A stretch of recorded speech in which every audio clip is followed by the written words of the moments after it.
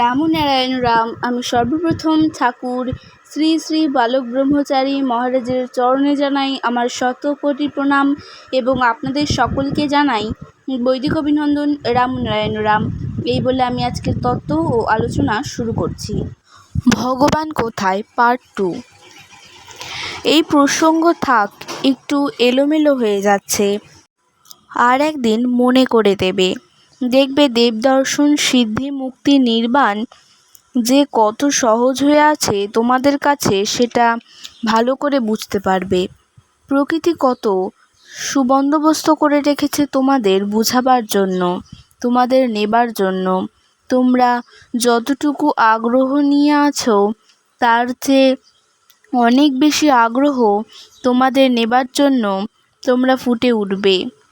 সেই জন্যই এই নাম দেওয়া হয়েছে। তোমাদের আর কিছু বোঝাবার দরকার নেই, শুধু রামনারায়ণ রাম করে যাও, দেখবে ভেতরের সব ক্লেদ দূর হয়ে যাবে।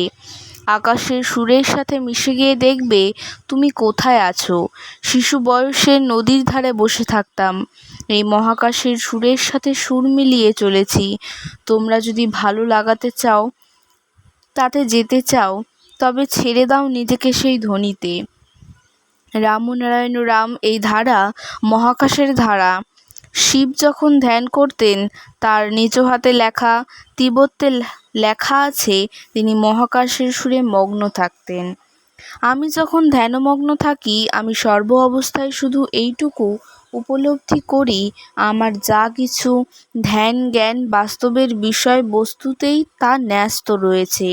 বাইরে যাবার প্রয়োজন হয় না। ফুল হতেই মধুকর মধু আহরণ করে। মধু আকাশ হতে আসতে পারে, কিন্তু তার জন্য আকাশে যেতে হয় না। আমি যখন ধ্যানে বসি, সেখান থেকেই খুঁজে পাই। আমি খুঁজে পাই সংসারের মায়া মোহ কাম কাঞ্চন, রোগ শোক ব্যথা বেদনার মাঝে নিজেকেই খুঁজে পাই। পৃথিবীর বুকে যত আঘাত প্রতিঘাত রয়েছে, আমি সব কিছু থেকে মুক্তির মন্ত্র, মুক্তির সুর খুঁজে পেয়েছি। তাই আমার ধ্যান জ্ঞান সব কিছু নিয়েই চলছে। তোমরা সকলেই তীর্থে বাস করছো, জ্বালায় ছটপট করছো, আহুতি দিয়ে দাও, তোমরা উৎসর্গ করো নিজেকে। দেখো কি আছে কি নেই, জেনে নাও। তখন দেখবে পৃথিবীর বুকের এই জ্বালা আঘাত প্রতিঘাত তোমাকে স্পর্শ করতে পারবে না।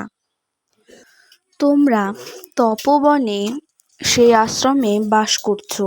এই পৃথিবীটাই একটা আশ্রম। তোমরা এখানে বাস করছো সেই মন নিয়ে নয়, শুধু বাস করেই যাচ্ছ। তোমাদের সাধনা, তোমাদের চিন্তাধারার সফলতা অনিবার্য, কারণ তোমরা নিজেরাই তো সেই পথের পথিক। তাই পাথেয় দরকার। সমস্ত ঋষিরা সাধকরা যত বেশি এগিয়ে গেছেন, তারা তত বেশি সংসারের আবিলতায় ঘিরে থাকতেন। সংসারের আবিলতা বাধা নয়, সংসারের আবিলতা যত আসবে ততই ভালো। বিবেক বৈরাগ্য গ্রন্থপাঠ করলে হয় না, প্রত্যক্ষ সংগ্রামের ভেতর দিয়ে জানতে হয়। তোমরা এই পৃথিবীতে এই কারখানায় ট্রেনিং নিতে এসেছো, ছ্যাঁচা খেতেই হবে। কখন যে কোন ছ্যাঁচা আসবে তার ঠিক নাই। ছ্যাঁচা খাওয়ার জন্য বসে থাকতে হয়। ছ্যাঁচা খেতে খেতে একেবারে ঝরঝরে হয়ে যাবে, ছন্ন ছাড়ার মতো হয়ে যাবে। এই ছ্যাঁচা খাওয়ার জন্য তৈরি হয়ে যাও। যত অবস্থায় আসুক, শুধু বলবে রামনারায়ণ রাম। এখানে কেউ থাকবে না, কেউ আগে গেল, কেউ পরে গেল, সবাই তো যাবে। জীবনভর দুঃখ ছাড়া নাই।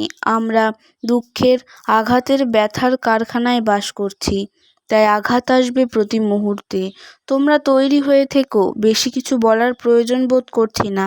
শুধু মনে রেখো, আমি শিশু বয়স হতে জাগিয়ে তুলেছিলাম আত্মীয় স্বজন পাড়া প্রতিবেশী সবার ভেতরে, শুধু এই জন্যে যে আর তো সময় নাই। শুধু নিজেকে বেঁধে নাও। আজকের তত্ত্ব ও আলোচনা আমি এখানেই শেষ করছি। দেখা হচ্ছে পরের ভিডিওতে। ভালো থাকবেন, সুস্থ থাকবেন। রামনারায়ণ রাম। প্রতিদিন এরকম নতুন নতুন ভিডিওর আপডেট পেতে আমার চ্যানেলটিকে সাবস্ক্রাইব করবেন এবং পাশে থাকা বেল আইকনটি প্রেস করবেন।